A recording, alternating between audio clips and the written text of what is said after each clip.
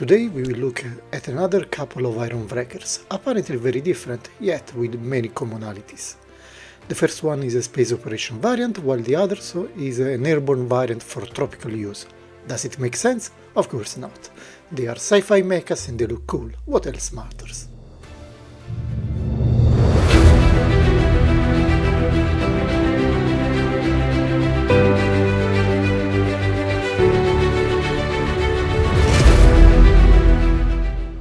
The space operation mecha seems quite simple with his spacesuit look. Let's see what is inside. Nothing special in the standard boxing used by JOYTOY for the iron wreckers that we have seen in the past. So accessories in one section and the main body in the other, and almost intact at the end of its journey. We will put all pieces together and then take a closer look at this cool mecha. There is not much stuff, only a shoulder-mounted gun and a missile pod that I guess will have to be mounted as alternative.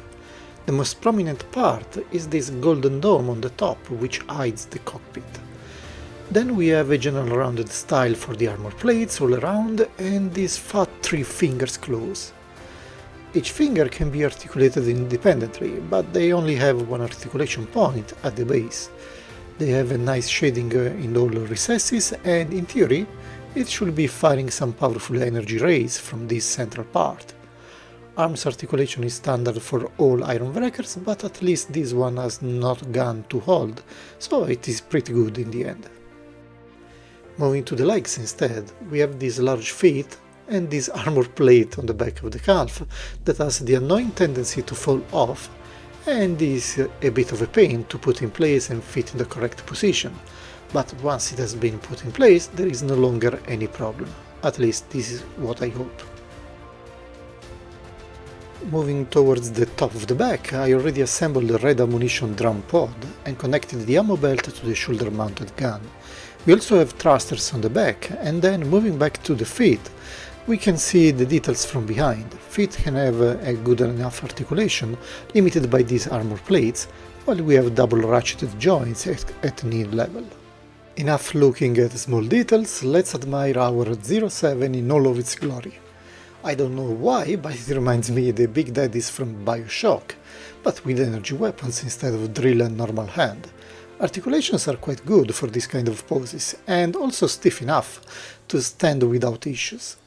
You also have large feet that help in overall stability. It is nice to have a mecha which is more space oriented. But being a mecha, there is of course some place for the pilot. We only need to lift the golden dome and we have a cozy place for our little humans to stay.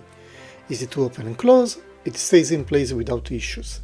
But moving behind, it is also possible to access the cockpit from the back, which is going to simplify plugging the pilot in the correct position, and all in all, you have options available for your display. Let's close everything and plug the safety lock back in place and take a look at the commander, who is this tiny bearded guy in white armor. It is nicely made, but too small for my fat fingers. He also has an helmeted head option if you prefer. The articulations and sides are in line with other similar pilots we have seen from the past, so check out the other reviews. He comes with very tiny weapons too, and if you like dealing with micro tools, I guess that you will enjoy this line. I'm personally more interested in the mecha itself for my display rather than the pilot, and I would love to see similar designs tailored for 118 figures at least. Anyway, with the pilot out to the side, the 07 is quite cool. The design is different from the other iron wreckers with this domed head and the triple-fingered hands, but it's also quite unique and pleasant, at least for me.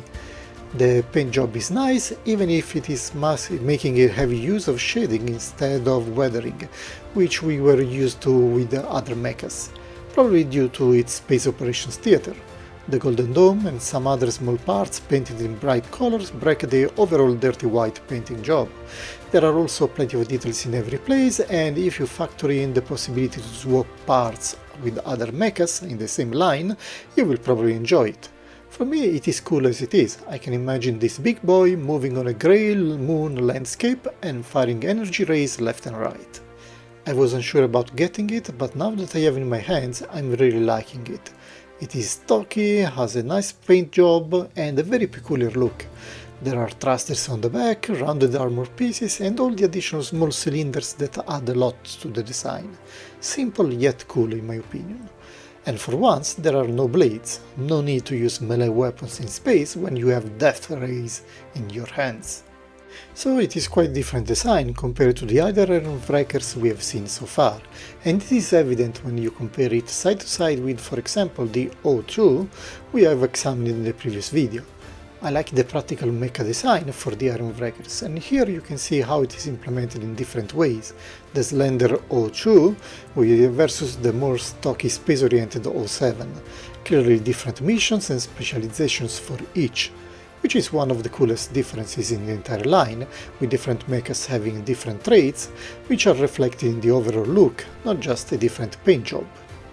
And I think it is a great combination with the Luna guns too, brothers in space exploration.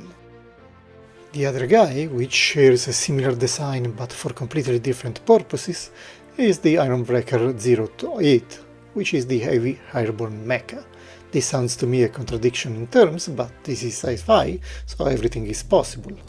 The box and packaging is the same like the other, but the colors and especially the loadout is quite different. Double layers for the main body and the equipment in a typical Matryoshka fashion. My airborne mecha arrived practically dismounted, so I had to reassemble it.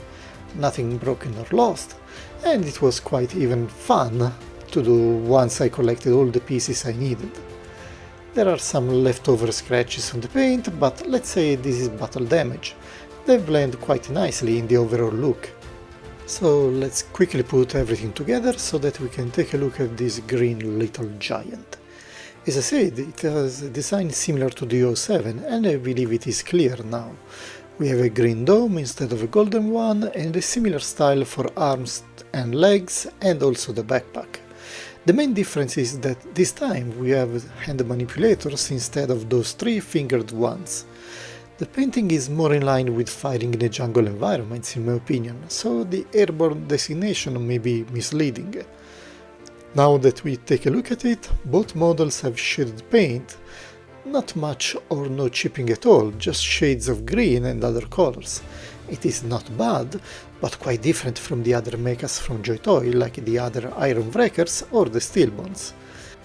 If you want, you can also touch this tiny manipulator on the front of the mecha, but I don't like it, so I won't be using it. But with those hand manipulators, our green guy can hold this huge Gatling gun, which seems more in line with Warhammer 40k standards than these JOYTOY mechas. This guy is so huge and heavy that it is a bit difficult to make the mecha hold it in position, but at least the handles are well designed and positioned so that standard posing is easy to do.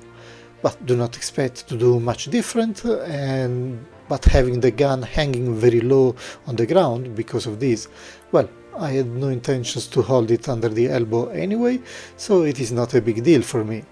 Once you put in place, hands and articulations are stiff enough to hold it without any issues.